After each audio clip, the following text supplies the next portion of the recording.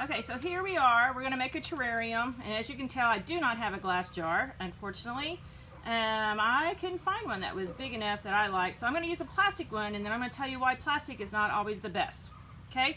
Alright, so first off, we're going to start with some rocks. So we gathered up some gravel just from the alleyway, and we're going to put some rocks in there. We may put all of them, we may not, so go ahead, put some rocks in there.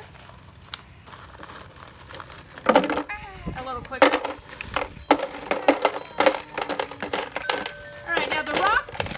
Allow you to have an area for moisture to, just like in the earth. Okay, your terrarium is a simulation of a geosphere.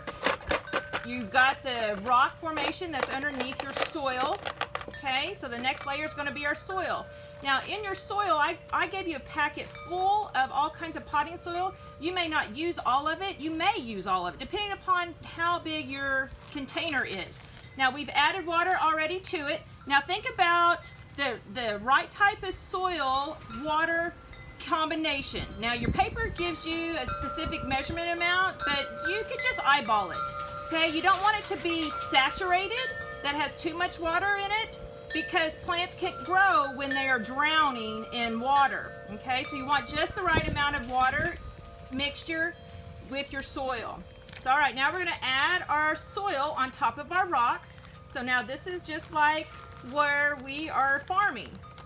Okay, there's the farmland has the soil that our crops are going to grow in. Okay, keep adding. Add some more. Okay. Okay. Keep going.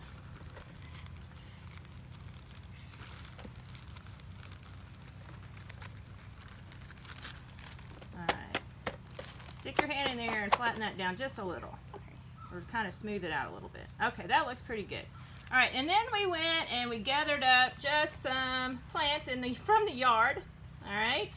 We've got just weed, and we've got some chopped off monkey grass, and we've got some 4 o'clocks, as well as some seeds that are dill. And we're going to plant all this inside our container. Okay, so, and we want to put our roots in the soil.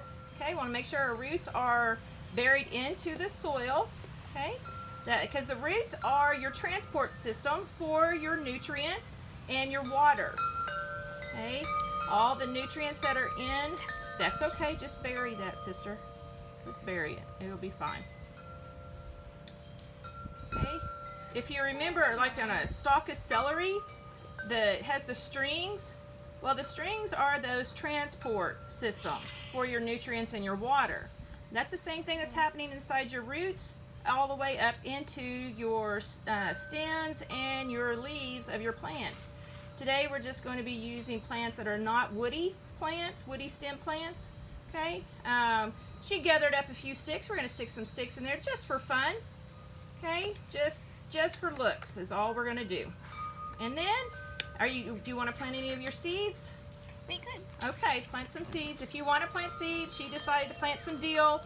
Okay, we're going to plant a little dill in there as well. Okay, there's the dog's ball because we're outside and he thinks he needs to throw the ball, have the ball thrown to him. Thanks to my husband, he's going to take care of that. Hurry up, sister. Okay. Don't plant all of them. That's good.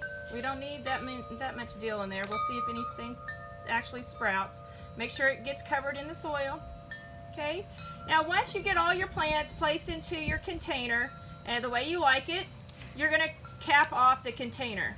All right. Now, because you are using a glass jar with a nice tight lid, you have an enclosed ecosystem.